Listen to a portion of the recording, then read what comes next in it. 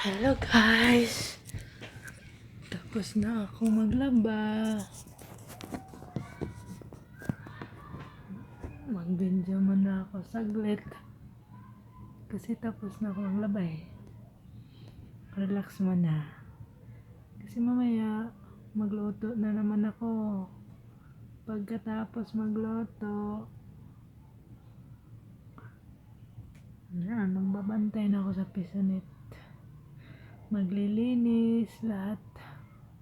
Magawa ng ice water. So ngayon, ito muna ako, relax muna kasi sakit na yung kamay ko. Sa kakakusot, sakit. Kati. Yun, makati. Nantay ko tumawag si Mayor. Hindi pa siguro busy. Hindi pa ako tinawag ni Mayor.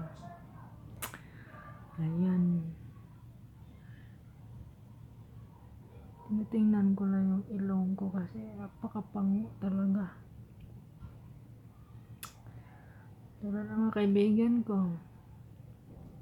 Ilang years kami din nagkita. Unang kita namin, sinabi, "Ay friend, kumusta? Kumusta ilong mo?" Ilong pa rin, ano ba yan? Ay, naman luit-luitin yung ilong ko. Ang ganda naman to ah.